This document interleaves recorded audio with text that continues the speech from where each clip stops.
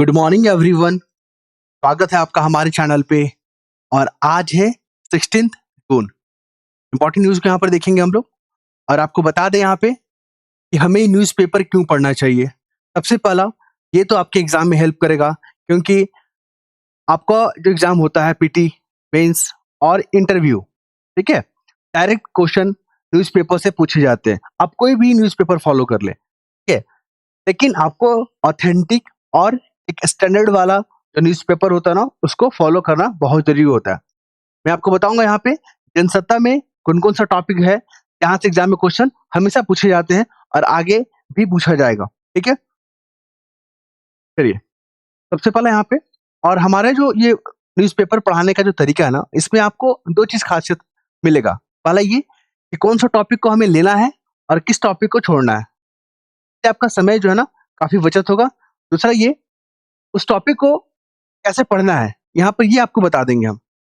ठीक है, यहाँ से आप सीख पाइएगा उस टॉपिक पे हमारे लिए क्या इंपॉर्टेंट है और किस चीज को हमें माइंड में रखना है। ओके, अगर आप लोग को अच्छा लगता है हमारा प्रयास, अपना फीडबैक देना ना भूलें। आइए फटाफट हम लोग लेते हैं। और ये हमारा एक छोटा सा प्रोग्राम चल रहा है, ठीक है, बिहार पब्लिक सर्विस कमीशन को लेकर, 71 मेंस को लेकर। अगर आप लोग जुड़ना चाहते हैं तो जुड़ सकते हैं। तो हम लोग बाद में ब्रीफिंग कर लेंगे, पहले हम अपने न्यूज़पेपर को फोकस करेंगे। ओके, और यहाँ पे एक नंबर में लिख देता हूँ, यहाँ पे 9430357042। ओके, अगर आप लोग जुड़ना चाहते हैं इस नंबर पे कॉल कर सकते हैं आप लोग। आइए सबसे पहला टॉपिक पे। इस आर्टिकल जब आप पढ़िएगा ना, इसमें सबसे पहला प्रश्न आपको पता क्या मिलेगा। यहाँ पर मेंस के लिए पूछा जाएगा आपसे कि जो पूरे दुनिया भर में जो स्कूल में बच्चों का इनरोलमेंट है वो घट रहा है, स्पेशली महिलाओं को लेकर। ओके, ये प्रश्न है, तो इसके पीछे का क्या कारण है और यहाँ पे जो इंटरनेशनल ऑर्गेनाइजेशन है उनका क्या प्रयास है। मेंस में ऐसे ही क्वेश्चन फ्रेम करेगा। तो आपको बता दें, सबसे पहले यहाँ पे थोड़ा सा यहाँ पर देख लीजिए, डाटा देख लीजिए कि लगभग 27.2 करोड़ जो है ना बच्चों की संख्या अब घटा है ना स्कूल जाने वालों की संख्या में। मतलब 27.2 जो करोड़ बच्चे हैं ना, 27.2 करोड़ बच्चे, ये बच्चे स्कूल नहीं जा रहे हैं। इसके पीछे जो मुख्य वजह है ना, पहला ये कि जो इनका एनरोलमेंट है, इनकी उपस्थिति है स्कूल में, वो घटा है। इस कारण से जो यहाँ पे स्कूल नहीं जा पा रहे हैं। दूसरा क्या है, अफगानिस्तान में जो मिडिल स्कूल है ना, उसमें महिलाओं को जाने पर प्रतिबंध लगा है। ये तो दो मेन रीजन है जो कि यूनेस्को बता रही है। कौन बता रही है यहाँ पे, ये डाटा किसका है, ये देखिए यहाँ पे, देखिए यूनेस्को के द्वारा जो है यहाँ पे ये डाटा बताया गया, कारण पता चल गया हमें। लेकिन और भी अन्य कारण है, ऐसा नहीं कि बस यही दो कारण है। इसके अलावा संघर्ष, अभी आप गाजा में जो संघर्ष देख रहे हो, उसके कारण भी बच्चे स्कूल नहीं जा पा रहे हैं, ये भी कारण है। गरीबी भी एक बहुत बड़ा जो है ना बाधा है। तो गरीब परिवार के लोग होते हैं, वो बच्चे को सही से एजुकेट नहीं कर पाते हैं या उनके पास संसाधन नहीं होता है। तो ऐसे में बच्चों को स्कूल भेजने के बजाय वो लोग क्या करते हैं, माता पिता अपने बच्चों को काम के लिए भेज देते हैं कि जाओ तुम लोग काम करो और कुछ कमा के लाओ। ओके, इस कारण से जो बच्चे हैं ना स्कूल नहीं जा पाते हैं। तो संघर्ष, गरीबी और इंफ्रास्ट्रक्चर, आपने देखा ही होगा ना, महिलाओं के लिए स्पेशल टॉयलेट नहीं होता है, बच्चों को बैठने के लिए पर्याप्त टेबल और बेंच होने चाहिए, वो नहीं होता है। आप देखोगे ब्लैक बोर्ड, जो पक्की इमारतें हैं वो नहीं होता है, कच्चे इमारतों में पढ़ाया जाता है, क्योंकि बारिश के समय, धूप के समय बच्चे को काफी संघर्ष करना पड़ता है। तो ये कारण है जो बच्चे स्कूल नहीं जा पाते हैं। अगर आपसे मेंस में क्वेश्चन पूछता है कि बच्चों की जो संख्या है ग्लोबल स्तर पे, यूनेस्को जो संस्था है उसके डाटा को अगर हम लोग ध्यान में रखें तो घटा है, इसके पीछे क्या वजह मानते हैं आप वहां पे चर्चा करें, तो आपको यही सब कारण के बारे में बात कर देना है। ओके, चलिए। और भी कारण है, जैसे कि विस्थापन, अभी जहाँ पे संघर्ष हो रहा है, जैसे कि अभी इजराइल और ईरान के बीच में आपको तनाव देखने को मिल रहा है, तो वहाँ पे स्कूल प्रभावित होंगे ही, तो वहाँ पे विस्थापन जैसी समस्या भी देखने को मिलेगा, है ना। और स्पेशली महिलाओं, जैसे जो टीनेजर एज की होती है महिलाएं, ठीक है, तो उनके बॉडी में खून का कमी होता है, तो उस पर भी विशेष ध्यान देने की जरूरत है, तभी तो महिलाएं स्कूल आएगी। ओके, चलिए। तो अपना प्रयास आपको बताना है कि हमारा प्रयास कैसा लग रहा है, हमारा टेक्निक कैसा लग रहा है आपको पढ़ाने का, है ना, ताकि आप लोग यहाँ से कुछ ना कुछ सीख के जाए। अब बात करेंगे यहाँ पे इस आर्टिकल में 2 क्वेश्चन पूछा जाता है, पीटी में ही पूछा जाता है, मेंस में। पीटी में क्या पूछेगा कि क्या ये जो है ना, क्या ये कॉन्स्टिट्यूशनल बॉडी है? वो पूछ लेगा आपसे। इसका कौन-सा आर्टिकल हमारे संविधान में मेंशन है उसके बारे में पूछ लेगा। कैग का काम क्या होता है, ये कार्य क्या होता है उसके बारे में पूछ लेगा। अब मेंस में क्वेश्चन पूछता है कि कैग जो है ना से आप क्या समझते हैं और इसकी क्या भूमिका होती है? इस पे चर्चा करें। शॉर्ट जो है ना 8 मार्क्स में आपसे पूछा जा सकता है। बीपीएससी 71 में, ध्यान रखिएगा। तो आपको बता दें आर्टिकल 148 जो है ना हमारे संविधान में कैग के बारे में जो है ना यहाँ पे क्या करता है? कैग के बारे में प्रावधान करता है। ये जो है ना इसको वॉच डॉग भी कहते हैं। क्योंकि भारत सरकार की जो वित्तीय लेन-देन होता है ना, उसको कंट्रोल करने में उसके ठीक है, कंट्रोल करने में या उसका ऑडिट करने का काम होता है। चाहे केंद्र का हो, चाहे राज्य का हो, चाहे पीएसयू हो, चाहे भारत सरकार की योजना ही क्यों ना हो, सरकार की योजना ही क्यों ना हो, सभी का ऑडिट करने का काम क्या किसका होता है? आगे का होता है। आपको ये समझना चाहिए, ठीक है? आपसे स्टेटमेंट बना के पूछ देगा कि केंद्र का ऑडिट करता है, कि राज्य का ऑडिट करता है, कि सरकारी योजनाओं का ऑडिट करता है। तो जो लो अक्सर लोग क्या होते हैं ना, वो लोग जानते हैं कि हाँ, सरकार का तो ऑडिट करता होगा, लेकिन योजनाएँ क्या करता है ये नहीं पता। तो लोग कन्फ्यूज़ हो जाएँगे और वहाँ पे आंसर टिक कर देंगे, गलत आंसर टिक कर देते हैं। तो बचना है हमें यहाँ से। ये देखिए ये पूर्व गवर्नर है, इनका नाम याद रखिएगा, इनका नाम क्या है? डी. सुब्बा राव, है ना? और इन्होंने सरकार के 11 साल हुए हैं, उनके बारे में कहा है कि हाँ, कुछ क्षेत्रों में सुधार हुआ है, जो कि खुशी की बात है। लेकिन कई ऐसे क्षेत्र हैं, जिस पे और भी काम करने की ज़रूरत है। इसलिए इन आंकड़ों से ज़्यादा जश्न मनाने की ज़रूरत नहीं है। यहाँ पे बात की गई है 11 सालों में कि हाँ, आर्थिक मजबूती हुआ है, राजकोषीय स्थिति बेहतर स्थिति में है, महँगाई दर में कमी है, लेकिन फिर भी एक चैलेंजेज़ है। यहाँ पे रोज़गार सृजन नहीं हुआ है, बेहतर एजुकेशन नहीं मिल पाया है, ठीक है? मैन्युफैक्चर जिस कैपेसिटी के साथ बूस्ट करना चाहिए था, नहीं कर पा रहा है। तो यहाँ पे चैलेंजेस दिखाया गया है। अभी वर्तमान में भारत 5वीं है, अर्थव्यवस्था है, ठीक है? 2027 तक जो है ना, ये 3rd हो जाएगा। क्या हो जाएगा? 3rd हो जाएगा।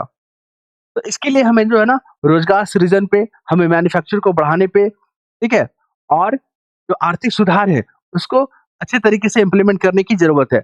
ये इम्पोर्टेंट टॉपिक है, आपको मेंस में जब इकोनॉमिक में पूछा जाएगा कि सरकार को जो है ना उम, अ, लार्जेस्ट इकोनॉमी वाला अगर देश बनना है तो किन-किन सेक्टरों में यहाँ पे सुधार करने का ज़रूरत है और अपना सुझाव दें। तो सुझाव में आपको यही कि जो आर्थिक सुधार है उसको अच्छे से लागू करने होंगे। तो रोज़गार है उसको बेहतर करना होगा।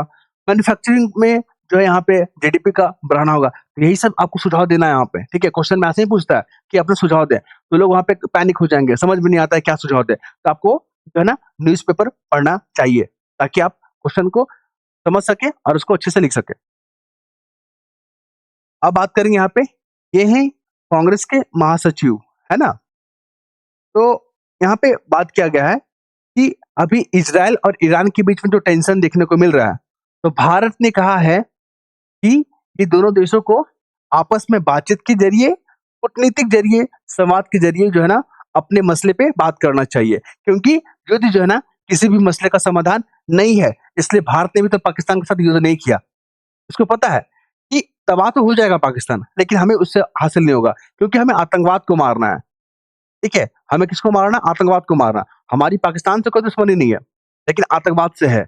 अगर पाकिस्तान आतंकवाद पे लगाम नहीं लगाता है, तो फिर वो कोई भी कंट्री हो, भारत जो है ना उससे निपटने के लिए तैयार है।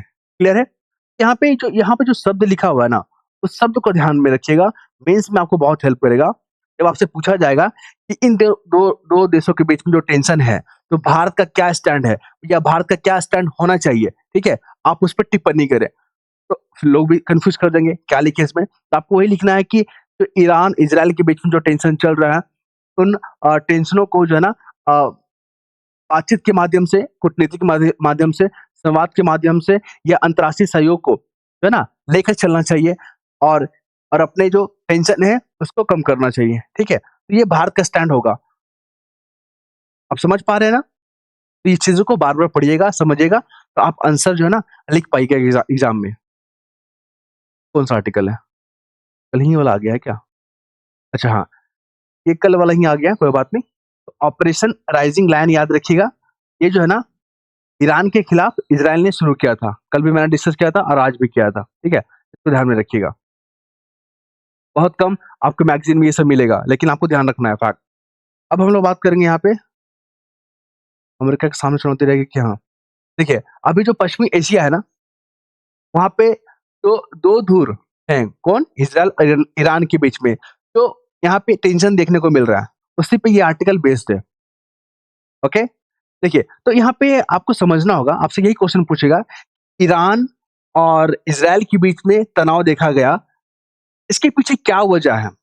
और इज़राइल ने ईरान पे हमला क्यों किया? इसके पीछे का कारण बताएँ। तो आपको कारण में पता है क्या लिखना है? कारण में लिखना है कि इज़राइल को अपने अस्तित्व को बचाने के लिए उसे इज़राइल से जो है ना कुछ डर लग रहा है, क्योंकि वो परमाणु पे काम कर रहा है, परमाणु शक्ति पे काम कर रहा है और इज़राइल नहीं चाहता है कि हमारा कोई नेबर कंट्री इस तरह के शक्ति का उत्पन्न करे। यही कारण यहाँ पे लिखा हुआ है, ध्यान रखिएगा। फिर अमेरिका को भी टेंशन हो गया।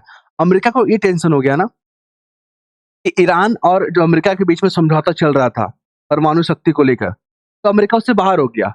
अमेरिका को लगा कि ईरान जो है ना सुधर जाएगा, उस पे दबाव बनेगा, लेकिन इसके उल्टा हुआ, क्योंकि ईरान अपने परमाणु शक्ति पे लगातार काम कर रहा था और वो जो है ना कह रहा है ईरान कि हम बहुत जल्द जो है ना परमाणु शक्ति संपन्न हो जाएँगे। जैसे अमेरिका भी जो है ना बौखला गया है और अभी आपने देखा होगा आज के न्यूज़पेपर में मैंने सेंड कर दिया पीडीएफ अपने टेलीग्राम चैनल पे, वहाँ पर पढ़िएगा अच्छे से कि अमेरिका ने धमकी दिया है ईरान को कि अगर तुम सोच रहे हो कि अमेरिका पे हम हमला करेंगे, तो तुम गलत सोच रहे हो, तो हम बर्बाद कर देंगे। इस तरह का शब्द प्रयोग किया गया है, ठीक है? ध्यान रखिएगा। अब हम लोग बात करेंगे यहाँ पे अंतरिक्ष उद्योग। यहाँ पे जो स्पेस इकोनॉमी है, पूरा का पूरा आर्टिकल इम्पोर्टेंट है, वेरी, वेरी इम्पोर्टेंट है, ठीक है? बीपीएससी 71 में जो है ना, ये क्वेश्चन आने की संभावना लग रहा है और पूछा जाएगा। यूपीपीसीएस 2025 का होने वाला है ना, वहाँ पर ये पूछा जाएगा, ओके? अभी यूपीएससी का जो मेंस होगा अ, अगस्त में, ठीक है? वहाँ पर ये सब क्वेश्चन पूछे जाने की संभावना बढ़ गया है। यहाँ पे क्या है कि जो स्पेस इकोनॉमी बढ़ रहा है ना, ठीक है? स्पेस इकोनॉमी बढ़ रहा है। आपको पता है कि स्पेस इकोनॉमी बढ़ेगा तो रोजगार जनरेट होगा, फिर किसी भी देश का जो वैश्विक प्रोफाइल है वो बढ़ेगा, तकनीक में आत्मनिर्भरता होगा, ये सब अच्छी-अच्छी बातें ठीक है। लेकिन यहाँ पे बहुत बड़ा कंसर्न ये है ना कि स्पेस इकोनॉमी से जो मलबा है, अंतरिक्ष मलबा है, ठीक है? वो बढ़ रहा है। फिर आप देखोगे कि जो ओज़ोन लेयर है हमारा, ओज़ोन लेयर, उसको खतरा मंडरा रहा है, ओके? पता है ना ओज़ोन लेयर क्या करता है? ये जो है ना एक गैस का एक लेयर है, तो सन से यूवी लाइट जो आता है ना, उससे प्रोटेक्ट करता है, ताकि हम सुरक्षित रह सकें। और अगर हम लोग ओज़ोन लेयर को ही हटा देंगे, तो आप हमारा समझ रहे हैं ना, पृथ्वी का अस्तित्व ही खत्म हो जाएगा। तो पूरा का पूरा आर्टिकल इस पे लिखा हुआ है, आप इसको ध्यान रखिएगा। तो इससे निपटने के लिए मॉन्ट्रियो प्रोटोकॉल, ये देखिए कहाँ पे गया? मैंने कहीं टिक किया था, मॉन्ट्रियो प्रोटोकॉल। यहाँ पे कहाँ गया? दिख क्यों नहीं रहा मुझे? हाँ, देखिए मॉन्ट्रियल प्रोटोकॉल। आपसे पूछेगा कि समाचार के सुर्खियों में रहा मॉन्ट्रियो प्रोटोकॉल किस चीज़ से जुड़ा हुआ समझौता है? तो आपको बता दें ओज़ोन लेयर से, उसको प्रोटेक्ट करने को लेकर। अभी जो रॉकेट प्रक्षेपण हो रहा है ना? जैसे अभी फाल्कन 9 भी यहाँ पे क्या होगा? प्रक्षेपित होगा। तो जो हानिकारक गैस निकलेंगे ना, वो हमारे इकोसिस्टम को, हमारे वायुमंडल को बहुत नुकसान पहुँचाएँगे, हमारे ओज़ोन लेयर को नुकसान पहुँचाएँगे, अंतरिक्ष मलबा बढ़ेगा, ओके? ये सब सही नहीं है, इसी पे बात किया गया है, ओके? अब देखिए यहाँ पे ये भी मेंस का टॉपिक है, इम्पोर्टेंट टॉपिक है। प्लास्टिक हम और आप यूज़ करते हैं। हम लोग जब सुबह उठते हैं ना, तो ब्रश करते हैं और जो घड़ी का अलार्म है, वो भी प्लास्टिक का ही बना होता है। उसके बाद ब्रश करते हैं, वो भी प्लास्टिक का ही बना होता है। फिर हम लोग दूध लाने जाते हैं, वो प्लास्टिक वाला बैग में, वो भी प्लास्टिक का ही बना होता है, ओके? तो हमारी दिनचर्या का हिस्सा बन गया है प्लास्टिक। हाँ, हमें ज़रूर ये सहूलियत या सुविधा प्रदान किया है, उत्पाद को सस्ता किया है, लेकिन ये हमारे लिए बहुत बड़ा चैलेंजेज़ है। ये हमारे इकोसिस्टम को खत्म करेगा प्लास्टिक। क्यों? यहाँ पे इस आर्टिकल में आपको लिखेगा, हाँ, प्लास्टिक से हमें सुविधा मिला है, लेकिन जो हम कीमत दे रहे हैं ना, हम ऐसा एक भविष्य का निर्माण कर रहे हैं, जो कि कचरा से दबा होगा। आप देख रहे हैं ना कचरा का ढेर ये? अब देखिए यहाँ पे आपसे मेंस में क्वेश्चन पूछेगा कि प्लास्टिक पॉल्यूशन से आप क्या समझते हैं? और ये मिट्टी के स्वास्थ्य को कैसे प्रभावित करता है? हमारी खाद्य सिक्योरिटी के लिए ये किस प्रकार का चुनौती उत्पन्न कर सकता है? हमारे मानवीय स्वास्थ्य को कैसे प्रभावित कर सकता है? हमारी जो समुद्री इकोसिस्टम है उसको कैसे प्रभावित कर सकता है? हमारा जो वायुमंडलीय है उसको कैसे प्रभावित कर सकता है? हमारा भूमंडल, जो ज़मीन के अंदर जो पानी है, भूतल बोलते हैं ना उसको कैसे इफ़ेक्ट कर सकता है? सभी का जवाब आपको इस आर्टिकल में मिल जाएगा। हम एक ब्रीफ कर देते हैं आपको ताकि आप समझ सकें। देखिए, इकोसिस्टम जो महासागर है, महासागर में आपने देखा होगा प्रवाल भित्ति होता है ना? कोरल रीफ जिसको बोलते हैं। तो वहाँ पे क्या हो रहा है, माइक्रो प्लास्टिक उस पे जम जा रहा है। तो उसकी जो गतिविधियों को बाधित कर रहा है, ठीक है? अब मिट्टी को कैसे नुकसान पहुँच रहा है? मिट्टी में माइक्रो प्लास्टिक जा रहे हैं, तो जो मिट्टी में जो संरचना है, उसको बदलाव कर रहा है, ओके? मिट्टी में जो जल सोखने की जो क्षमता होती है ना, उसको प्रभावित कर रहा है। तो इससे प्रोडक्शन पे असर पड़ेगा और फिर ये हमारे खाद्य सिक्योरिटी के लिए बहुत बड़ा चैलेंजेस बन जाएगा। तो अब हम लोग करें क्या? तो हमें ऐसे मेथड को अपनाना होगा ना, जहाँ पे प्लास्टिक को क्या करेंगे? बायकॉट करेंगे हम लोग। आप मार्केट जाते हो ना, तो जूट वाला थैली लेके जाओ या बायोडिग्रेडेबल वाला आप जो थैली लेके जाओ, है ना? और जो प्लास्टिक हम लोग यूज़ करते हैं, प्लास्टिक का रिसाइकिल पे हम लोग को फोकस करना होगा। तो सारे का सारा समाधान यहाँ पे लिखा हुआ है, आप लोग पढ़िएगा, बहुत इंपॉर्टेंट टॉपिक है। अब आते हैं जीडीपी में पर्यटन उद्योग का योगदान। कुल मिलाकर आपसे पूछेगा, देखिए बिहार के लिए बहुत इंपॉर्टेंट टॉपिक है, क्योंकि बिहार जो है ना, पर्यटन पे ज़्यादा काम कर रहा है और वो पर्यटन जो है ना, बिहार की इकोनॉमी को कैसे बूस्ट कर सकता है? इस तरह के अगर प्रश्न आते हैं ना, तो आपको ये आर्टिकल पढ़ना चाहिए। देखिए, पर्यटन उद्योग उद्योग से क्या फ़ायदा होगा? अगर हम लोग टूरिस्ट को बढ़ाएँगे, टूरिज़्म को अगर हम प्रमोट करते हैं, तो वहाँ पे आएँगे टूरिस्ट। कौन आएँगे? टूरिस्ट आएँगे। कौन से लेवल वाले आएँगे? या तो इंटरनेशनल आएँगे, या तो नेशनल आएँगे, या तो लोकल भी आएँगे। 3 तरह के टूरिस्ट आएँगे। इंटरनेशनल आते हैं, तो हमारा फॉरेन एक्सचेंज रिज़र्व बढ़ेगा। नेशनल आते हैं, तो हमारा इनकम बढ़ेगा, है ना? लोकल आते हैं, तो हमारा इकोनॉमी बूस्ट करेगा। और हमारे जीडीपी में भी योगदान देगा कौन? टूरिज्म। इसलिए टूरिज्म को प्रमोट किया जा रहा है। फिर साथ में क्या फ़ायदा होगा हमको? रोज़गार जनरेट होगा, ठीक है? क्या होगा? रोज़गार जनरेट होगा। तो इसलिए पर्यटन उद्योग को बढ़ावा देना बहुत ज़रूरी है। तो इसके फ़ायदे आपको समझ में आ गया? चैलेंजेज़ क्या है? इंफ्रास्ट्रक्चर का अभाव। आप हमारे झारखंड में देखोगे ना, बहुत सारे जो है ना, नेचुरल वाटरफॉल देखने को मिलेगा। लेकिन वहाँ पे आप जाओगे, तो इंफ्रास्ट्रक्चर का अभाव देखने को मिलता है। इसलिए वहाँ पे टूरिस्ट जो है ना, अट्रैक्ट नहीं हो पाते हैं। ओके? अगर हम लोग वहाँ पे रहने-ठहरने का, अच्छे भोजन का व्यवस्था कर देंगे, तो टूरिस्ट लोग आएँगे, वहाँ पे स्टे भी करेंगे। तो वहाँ की जो इकोनॉमी है, ग्रोथ करेगी, है ना? और झारखंड जो है एक विकसित राज्य में तब्दील हो पाएगा। अपने बिहार का भी वही कहानी है। बिहार में बहुत सारे आपने देखा होगा कि वहाँ पे है ही नहीं इंडस्ट्री, लेकिन अब धीरे-धीरे वहाँ की चीज़ों को जो है ना, नेशनल और इंटरनेशनल ब्रांड बनाया जा रहा है। जैसे आप हमारे मखाना को ही देख लीजिए। उसको एक जो है ना, सुपर फाइबर के नाम से जाना जाता है, सुपर फूड के नाम से जाना जाता है। यही क्वेश्चन इसमें 70 में पूछ ली, ओके? तो चीज़ों को रिलेट करके देखिएगा, क्योंकि आप जब एग्ज़ाम में बैठे होंगे ना, तो कई प्रश्न ऐसे होंगे जिसको तो आपको आंसर जो है ना, एग्ज़ाम हॉल में बैठ के तैयार करना पड़ता है। तो उसके लिए हमें इन चीज़ों पे हमें काम करना होगा। तो आपको समझ में आ गया कि हमें पर्यटन उद्योग से क्या फ़ायदा होता है, क्यों इम्पोर्टेंस है? तो हमारे जीडीपी में जो है कंट्रीब्यूट करता है, रोज़गार जनरेट करने में करता है, साथ में क्या करता है? फॉरेन एक्सचेंज रिज़र्व को बढ़ाने में काम करता है ना? ये सब चीज़ों को लिंक अप कीजिएगा और फिर ये हमारे जो वैश्विक प्रोफ़ाइल है, चाहे बिहार का बढ़ा रहा है, चाहे भारत का बढ़ा रहा है, ठीक है? ओके, अब हम लोग क्या बात करेंगे? क्या है? यहाँ पर देखिए, अभी जो अहमदाबाद में जो घटना हुआ, जो प्लेन क्रैश हुआ, तो वहाँ पे एक संस्था थी, जो संस्था है, जैसे कि यहाँ पे लिखा हुआ है, अहमदाबाद विमान हादसे ने नवी मुंबई अंतर्राष्ट्रीय हवाई अड्डे के पास जो अवैध पशु जो गतिविधियां हैं, जो बुच्चर खाना जिसको बोलते हैं, जहाँ पर पशुओं का जो है वध किया जाता है, फिर उसके मांस को एक्सपोर्ट किया जाता है या बेचा जाता है, तो उसको बुच्चर खाना बोला जाता है, ठीक है? तो वो जो है ना, इस प्रकार जो है ना, जो प्लेन क्रैश करने की जो है तादाद को बढ़ा देता है। यहाँ पे आपने देखा है, जो बुचड़ा खाने में जो पशुओं को मारा जाता है, उसके जो अवशेष होते हैं, उसको खाने के लिए बड़े-बड़े चील, बड़े-बड़े गिद्ध आएँगे, तो वहाँ पे पक्षियों का क्या होगा? कंसंट्रेशन बढ़ जाएगा और उस एरिया में अगर प्लेन उड़ता है, ठीक है? उस एरिया में अगर प्लेन उड़ता है, तो टकराने की भी संभावना हो जाएगा।